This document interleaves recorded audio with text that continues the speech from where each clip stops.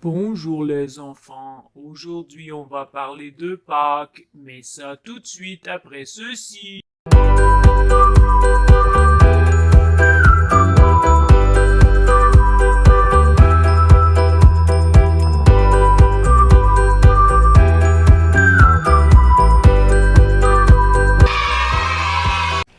Ah oui les amis, aujourd'hui on va parler de Pâques. Mais c'est quoi Pâques pour vous les amis? Moi en tout cas, c'est très spécial pour moi Pâques. Mais je veux pas vous le dire tout de suite. Je vais attendre que Madame Sylvie et Rosette vous racontent l'histoire avant. Je vais vous en parler après. Allez Madame Sylvie, viens nous raconter l'histoire. Alors les amis, est-ce que ça vous tente d'écouter l'histoire? Et aujourd'hui, imaginez-vous que je veux demander à quelqu'un de faire l'histoire avec moi. Rosette, tu veux venir faire l'histoire avec moi? Ah oui, Madame Sylvie, ça me fait plaisir de faire l'histoire avec toi aujourd'hui. Alors, commençons. Montre à les amis, c'est quoi tu as pour accompagner l'histoire aujourd'hui. Les amis. Vous voyez les amis, c'est une douzaine d'œufs. Mais qu'est-ce qu'on va faire avec ça? Vous allez comprendre bientôt. Alors on commence, Madame Sylvie. Madame Sylvie, prends l'œuf bleu. Le bleu. Dans ok. Matthieu 21, 2 et 3 et 6 et 8, il y a ceci. Jésus envoya 2 disciples en leur disant, « Allez dans le village qui est devant vous, et vous trouverez aussitôt une ânesse attachée et un ânon avec elle. Détachez-les et amenez-les-moi. Si quelqu'un vous dit quelque chose, vous répondrez, le Seigneur a besoin d'eux, et il les enverra aussitôt. » Les disciples partirent et firent ce que Jésus leur avait ordonné. Ils amenèrent l'âne et l'ânon et ils leur mirent leur manteau et s'assit dessus. La plupart des gens de la foule étendirent leurs manteaux sur la route et d'autres coupèrent des branches d'arbres et les étendirent sur la route aussi. Alors, Madame Sylvie, tu veux ouvrir l'œuf bleu pour voir ce qu'il y a à l'intérieur, s'il vous plaît?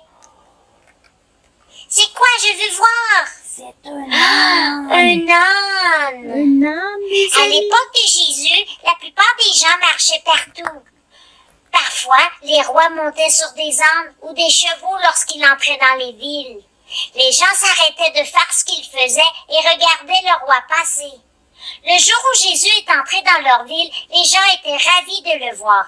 Ils croyaient qu'ils étaient le nouveau roi, venu les sauver et remplir leur vie de joie. Les gens ont montré leur joie en répandant des branches d'arbres et des manteaux sur la route. C'était aussi leur façon de rendre hommage à Jésus. Un peu comme nous aujourd'hui quand on met un tapis rouge. Oh oui. Alors maintenant, Madame Sylvie, prends l'œuf rose pâle. D'accord. Et nous, on va aller lire Matthieu 26, 14 à 16. Alors l'un des 12, qui s'appelait Judas Iscariote, alla trouver les chefs des prêtres et dit, « Que me donnerez-vous si je vous le livre? » Et ils lui donnèrent 30 pièces d'argent et partit de ce moment. Et à partir de ce moment, il chercha une occasion pour le trahir. Ça c'est triste, Madame Sylvie. Mais Madame Sylvie, regarde quand même ce qu'il y a dans l'œuf clair. D'accord. Est-ce que c'est des pièces de monnaie? Mais oui, Mais Rosette. quel rapport entre les pièces de monnaie et l'histoire de Pâques? Allons lire la suite. Tout le monde n'était pas heureux d'avoir Jésus comme roi. Certains faisaient semblant d'être heureux, mais à l'intérieur, ils ne voulaient vraiment rien à faire avec lui. L'un de ses prétendants était un homme appelé Judas Iscariote. D'autres hommes détestaient tellement Jésus qu'ils voulaient le tuer, mais ils avaient besoin d'aide de quelqu'un qui pouvait les rapprocher de Jésus. Et comme Judas Iscariote était l'un des amis de Jésus et qu'il aimait l'argent, eh bien, ils lui ont donné de l'argent pour qu'il livre Jésus. C'est toujours triste, Madame Sylvie. C'est bien vrai, J'espère Rosette. que l'histoire va être un peu mieux après. Je crois que oui. Prends l'œuf mauve pâle maintenant. Et moi, je vais lire Matthieu 26, 27, 28. Il prit une coupe, et après avoir rendu grâce, il la leur donna en disant, « Buvez-en tous, car ceci est mon sang, le sang de l'alliance qui est répandu pour la multitude par la rémission des péchés. » Oh, ça c'est drôle, Madame Sylvie. Mais c'était pas vraiment du sang, hein, Madame Sylvie? Oh non, je crois pas. Mais non, c'était du vin. Parce qu'on peut pas boire le sang. Mais non. Allez, Madame Sylvie, ouvre l'œuf violet clair. D'accord. Et je veux voir ce qu'il y a à l'intérieur. Oh, c'est une coupe, les amis. Jésus a eu un dîner spécial avec ses disciples. 12 de ses amis les plus proches qui ont voyagé avec lui et qui ont appris de lui. Pendant le repas, Jésus s'est levé et a tendu une coupe et a donné à boire à tout le monde. Puis il a dit quelque chose qu'il avait du mal à comprendre. Il a dit que le vin contenu dans la coupe était son sang. Pfiou, c'est bien du vin qu'ils ont bu. Il ne voulait pas dire qu'il allait réellement boire du sang, mais que le vin était le symbole, une image de son sang. Il voulait qu'ils se souviennent de cette nuit spéciale et de l'alliance ou de la promesse qu'il leur faisait à eux et à tous les hommes. Sais-tu quelle est cette promesse? On va le savoir si on continue. Alors on continue, les amis. Maintenant, Madame Sylvie, prends l'œuf orange. Orange. Et moi, je vais lire Marc 14, 32 et 34. Vas-y, Rosette. Et ils allèrent dans un lieu appelé Gethsémane. Il dit à ses disciples, asseyez-vous ici, pendant que je prie. Et il prit avec lui Pierre, Jacques et Jean et commença à être très affligé et troublé. Et il leur dit, mon âme est très triste jusqu'à la mort. Restez ici et veillez. Alors, Madame Sylvie, qu'est-ce qu'il y a à l'intérieur de l'œuf orange? Il y a des mains qui prient. Voici l'histoire. Après avoir dîné avec ses disciples, Jésus les amena dans un jardin. Il leur a demandé de prier pendant qu'ils se rendraient à un autre endroit du jardin pour parler à Dieu tout seul. Il a commencé à être triste et à redouter ce qu'il savait qui allait bientôt arriver. Il savait qu'il allait mourir. Jésus était prêt à mourir car il a dit un jour, personne ne m'enlève la vie, mais je la donne moi-même. Ça, c'est dans Jean 10, 18. Vous voyez, l'une des choses remarquables à propos de Jésus est que comme personne avant lui, il était à la fois Dieu et homme. Sa partie divine était prête à mourir à cause de son grand amour, mais sa partie humaine ne voulait pas faire l'expérience de la grande douleur. Il allait sûrement subir en mourant sur une croix. Lorsque vous avez peur ou que vous êtes triste, vous devez faire comme Jésus et prier. Mais vous savez, Jésus, à la fin de sa prière, il a dit à Dieu, « Pas ma volonté, seulement la tienne. » On continue, les amis. Maintenant, on est rendu à l'œuf vert. Alors, Pilate prit Jésus et l'a fouetté. Ça, c'est dans Jean 19, 11. Ouï, ouï, ouï, ouï, ouï, ça fait pas du bien, ça fait mal. Madame Sylvie, pourrais-tu Oui, ouvrir Rosette. le verre pour voir ce qu'il y a à l'intérieur? Bien sûr, Rosette. C'est un fouet, les amis. Lorsque Jésus a fini de prier dans le jardin, les hommes qui voulaient le tuer l'ont fait prisonnier, puis ils l'ont amené à Pilate, leur chef, et ils l'ont fait fouetter. Le fouet utilisé était long et dur, et il a fait très mal à Jésus, tellement mal qu'il a saigné. Jésus n'avait rien fait de mal. Les hommes qui voulaient le tuer avaient peur de perdre le pouvoir, alors ils voulaient se débarrasser de Jésus. Ils savaient que si les gens croyaient vraiment que Jésus était le Fils de Dieu, ce qu'il était, ils le suivraient. Alors les amis, on continue. On prend l'œuf jaune, Madame Sylvie. L'œuf jaune. Mais avant, je vais lire Marc 14, 71 et 72. Vas-y, Rosette. Je ne connais pas cet homme dont tu parles, dit Pierre. Et aussitôt, le coq chanta une seconde fois. Et Pierre se souvint ce que Jésus lui avait dit. Avant que le coq chante, tu me renieras 3 fois. Et il s'effondre en pleurs. Qu'est-ce qu'il y a dans l'œuf jaune, Madame Sylvie? Ah, c'est un coq. Vous vous demandez peut-être ce qu'un coq a avec l'histoire de Pâques. Pourquoi un coq? Pour Pierre, l'un des disciples de Jésus, le chant du coq a provoqué une grande tristesse. Il l'a fait pleurer. Voici ce qui s'est passé. Pierre était l'un des amis les plus proches de Jésus et il avait promis à Jésus que quel que soit le danger, il serait toujours fidèle. Jésus pouvait compter sur lui. Mais cela a commencé à changer lorsque Pierre a réalisé que ceux qu'il voulait tuer Jésus voulaient peut-être le tuer lui aussi. En fait, Pierre a eu un peu peur, ce qui lui a porté à nier Jésus. Quand les gens lui ont demandé s'il était avec lui, il a répondu non, comme dans le verset qu'on a lu tantôt. La veille au soir, alors que Pierre avait promis d'être loyal, Jésus lui a dit qu'il allait effectivement nier le connaître. Non pas une fois, ou 2 fois, mais 3 fois. Et en fait, cela s'est produit juste après que Jésus ait dit, avant que le coq chante 2 fois, tu me renieras 3 fois. Pierre était si honteux qu'il s'est enfui en pleurant. Mais je crois qu'il a demandé pardon à la fin, à Madame Sylvie. Oui, Rosette. Alors, ouvre le pâle maintenant. Pas tout de suite, Madame Sylvie. Pas l'ouvrir tout de suite, je dois lire Matthieu 27 à 29 avant. D'accord. Alors les soldats du gouverneur emmenèrent Jésus dans un quartier général du gouverneur. Ils rassemblèrent devant lui tous les bataillons.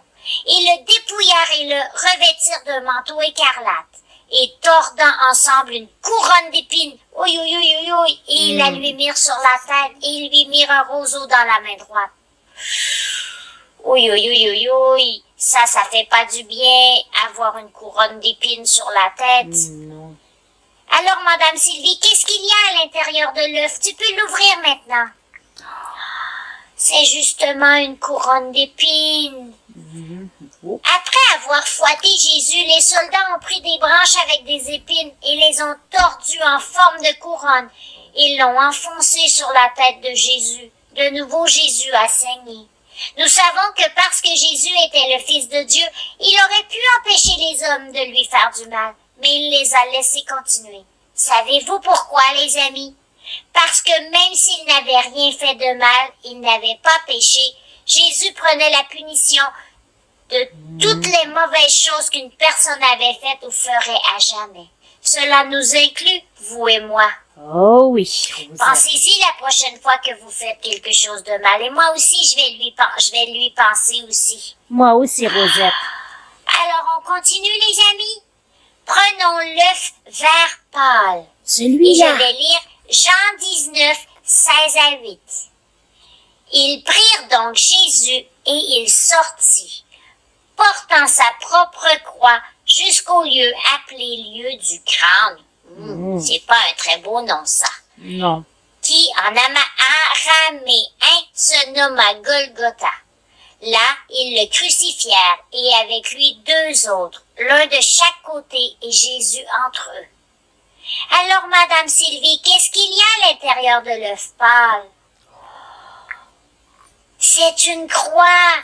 Mais regardez de près. La croix est formée avec des clous pour nous rappeler que Jésus a été cloué sur la croix. Les soldats ont amené Jésus au sommet d'une colline en dehors de la ville. Puis, à l'aide de clous bien plus gros que celui qu'on a là, ils l'ont cloué à la croix en bois. Il est mort quelques heures plus tard. La Bible nous dit que Jésus était plus fort que n'importe quel homme, que n'importe quel soldat. Les soldats n'auraient pas pu tuer Jésus s'ils ne les avaient pas laissés faire. Il aurait pu repousser les soldats. Mais pourquoi il ne l'a pas fait? Parce que Dieu aime tellement l'homme qu'il a accepté que Jésus soit puni pour nos péchés, c'est-à-dire pour les choses que nous faisons ou les comportements que nous faisons mal. Et même si cela a fait très mal à Jésus, il était prêt à faire ce que Dieu le Père lui demandait parce que Jésus nous a aimés aussi et nous aime encore. J'aime beaucoup. On continue l'histoire, les amis. Maintenant, on est rendu à l'œuf mauve. C'est ma couleur Dans Jean préférée. 19, 32 à 34, les soldats vinrent donc briser les jambes du premier qui était cloué à côté de Jésus. et de l'autre qui avait été crucifié avec lui. Mais lorsqu'ils arrivèrent à Jésus et qu'ils virent qu'il était déjà mort, ils ne lui brisèrent pas les jambes. Mais un des deux soldats lui perça le côté avec une lance et aussitôt il sortit du sang et de l'eau. Maintenant, Madame Sylvie, tu veux ouvrir l'œuf mauve et trouver ce qu'il y a à l'intérieur? C'est une lance, les amis. 2 brigands ont été crucifiés avec Jésus, l'un de chaque côté de lui. Lorsque les soldats sont venus vérifier les 3 sur la croix, Jésus était déjà mort, mais pour s'en assurer, l'un des 2 soldats a planté une lance dans le côté de Jésus. Il est triste de penser que Jésus est mort et qu'il est mort d'une manière aussi cruelle. Mais souvenez-vous que Jésus a donné sa vie à cause de son amour pour nous. Nous les pécheurs, cela inclut vous et moi, et tous ceux qui disent des mensonges, qui volent les autres, qui désobéissent à Dieu, de quelque manière que ce soit, ou même quelqu'un comme le soldat qui l'a poignardé. Oh là là! Une chance que Jésus a fait ça, sinon on serait mal pris. Oh, ça c'est vrai, Rosette. Maintenant, Madame Sylvie, regarde l'œuf bleu pâle. Oui? Dans D'accord. Matthieu 27, 57 à 60, ça dit, « Le soir venu, arriva un homme riche d'Arimathie, nommé Joseph, qui était aussi disciple de Jésus. Il se rendit auprès de Pilate et demanda le corps de Jésus. Pilate ordonna qu'on le lui donne. Joseph prit le corps, l'enveloppa dans un linceul de lin propre et le déposa dans son tombeau neuf qu'il avait taillé dans le roc. Il roula une grande pierre à l'entrée du tombeau et s'en alla. Qu'est-ce qu'il y a à l'intérieur de l'œuf pâle? Bleu pâle. Ah, c'est un morceau de tissu, c'est le linceul. Après la mort de Jésus, un homme nommé Joseph a demandé s'il pouvait l'enterrer. C'était un geste courageux et plein d'amour de la part de Joseph. Souviens-toi que les hommes qui ont tué Jésus ne croyaient pas qu'il était le Fils de Dieu.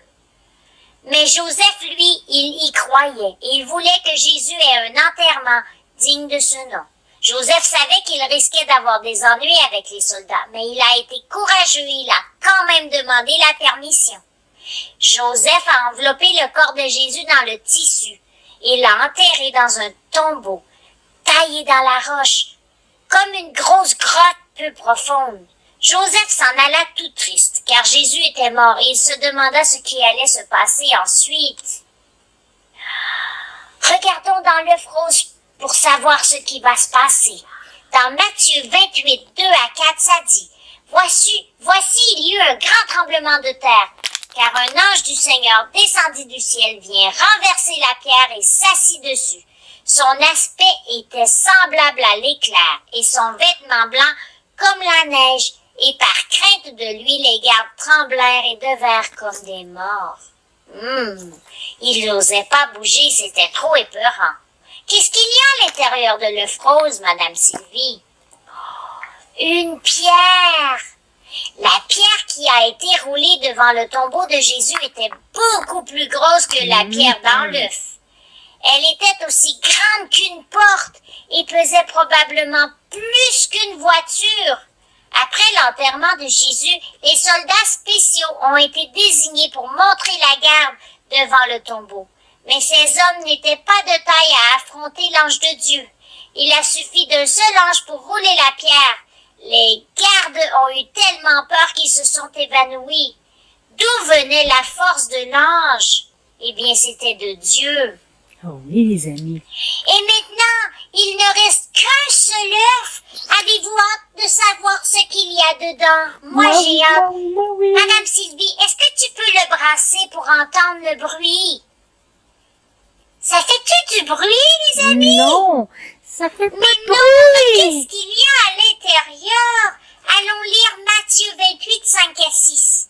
Mais l'ange dit aux femmes, « N'ayez pas peur, car je sais que vous cherchez Jésus qui a été crucifié. Il n'est pas ici, car il est ressuscité comme il l'a dit. Venez, voyez le lieu où il était couché. » Alors, Madame Sylvie, tu veux regarder à l'intérieur de l'œuf blanc? Qu'est-ce qu'il y a? Mais Mais il n'y y a a rien, rien. Madame Sylvie. Y a rien. Les amis, pourquoi il n'y a rien dans l'œuf? Y a rien. Lorsque les femmes sont arrivées au tombeau de Jésus, elles ont été surprises, elles aussi. La lourde pierre avait été roulée de côté et le tombeau était vide. Le corps de Jésus n'était plus là. L'ange leur a dit, il est ressuscité. Jésus était revenu à la vie. Youpi, youpi! C'était la promesse que Jésus avait faite à ses disciples lors de leur dîner spécial quelques jours auparavant. Qu'il mourrait, mais qu'il reviendrait à la vie pour montrer à ceux qui croyaient en lui qu'ils vivraient eux aussi pour toujours. Un jour, parce qu'il est mort pour nous, nous pourrons le rencontrer et le remercier au ciel. C'était l'histoire de Pâques, les amis, et elle est vraie. Oh oui, elle est vraiment vraie, les amis. Alors, les amis, vous avez aimé l'histoire? C'était bien avec tous ces images et tous ces objets pour nous rappeler, n'est-ce pas? Maintenant, est-ce que ça vous tente de chanter et danser? Bougeotte! Viens nous faire chanter et danser! Bonjour les amis, oh oui, j'ai une belle chanson pour vous cette semaine qui dit 1, 2, 3, il est vivant. Alors, venez avec moi, écoutez cette chanson-là. Et les amis, n'oubliez pas de danser avec moi.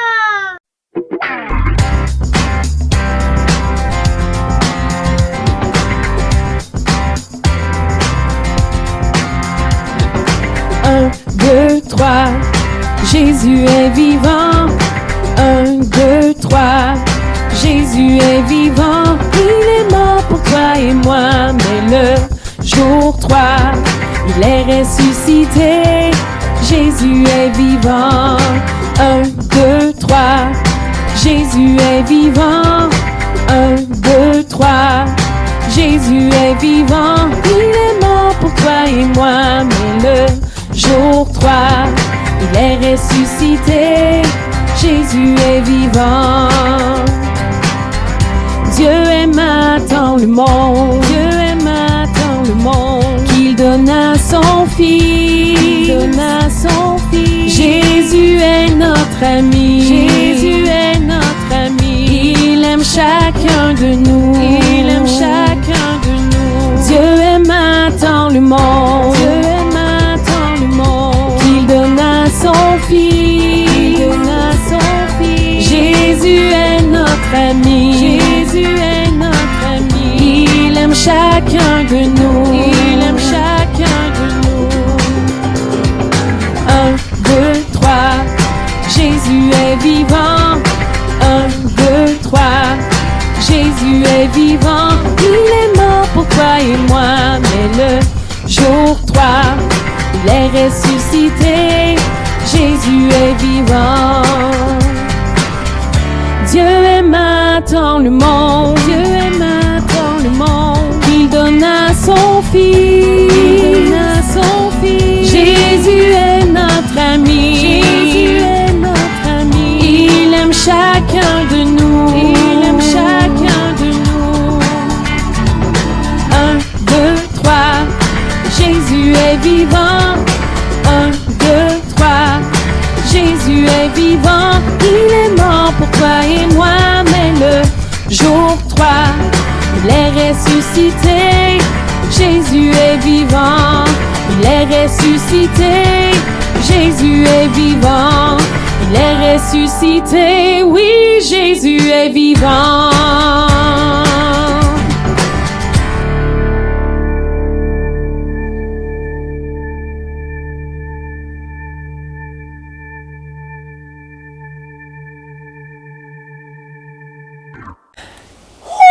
Ça fait du bien de bouger comme ça avec Bougeotte, n'est-ce pas?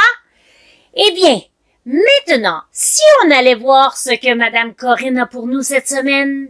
Bonjour les amis, je veux vous souhaiter une joyeuse Pâques. Et cette semaine, le bricolage, c'est un dessin qui montre que Jésus est ressuscité. Alors j'espère que vous allez avoir du plaisir à le dessiner. N'oubliez pas, même si le concours est terminé, vous pouvez continuer à nous envoyer vos dessins. On aime bien ça. Parlant de ça, vous voulez voir les fleurs des amis de la semaine passée? Alors, allons regarder ce que l'on a reçu.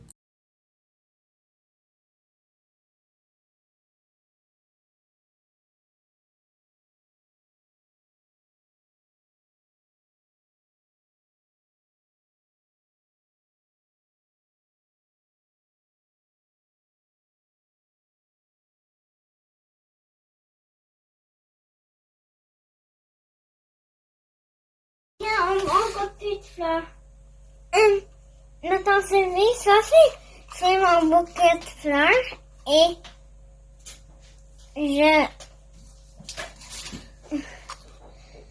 je le protège pour pas mes fleurs ils sont morts. Allô, ma tante Sylvie?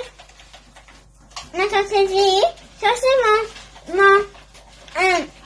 mon bouquet de fleurs et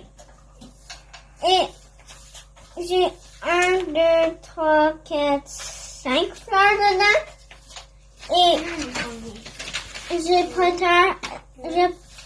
protège les fleurs pour pas qu'ils mourent. Les amis, maintenant on a Madame la Bible qui a quelque chose pour nous et retenez bien ce qu'elle a pour nous parce que c'est très important. D'accord? Allez, on va écouter. Madame la Bible, viens nous montrer ton verset cette semaine. Bonjour les enfants, j'espère que vous passez une bonne Pâques et il faut se souvenir du verset cette semaine. Jésus nous a dit après être ressuscité, allez, faites des disciples. Matthieu 28, 19. Alors les amis, allez parler de Jésus à tous vos amis et dites-leur qu'il est mort sur la croix pour nous, mais qu'il est ressuscité et qu'il est encore vivant aujourd'hui et qu'il nous aime. Bonne semaine les amis! Alors les amis, vous voyez maintenant c'est pourquoi la journée la plus spéciale pour moi, parce que je sais que Jésus il est mort sur la croix pour moi et il est surtout ressuscité, parti me préparer une place à côté de mon Dieu. Et aussi, les amis, maintenant, il faut faire comme Madame la Bible nous l'a dit. Il faut aller et faire des disciples. Alors les amis, parlez de Jésus autour de vous. Au revoir les amis, bonne semaine. Oh, c'est très bien dit ça, Coco. Alors les amis, c'est tout pour cette semaine. Maintenant, je vous dis, allez vous amuser en famille. Et n'oubliez pas, joyeuse Pâques les amis. Et n'oubliez pas surtout, parlez de Jésus à tous vos amis. Dites-leur que Jésus il est mort sur la croix. Pour eux aussi. Et les amis, il faut leur dire que Jésus revient bientôt nous chercher. On doit être prêts. Alors, à la semaine prochaine, les amis. Je vous donne un gros câlin.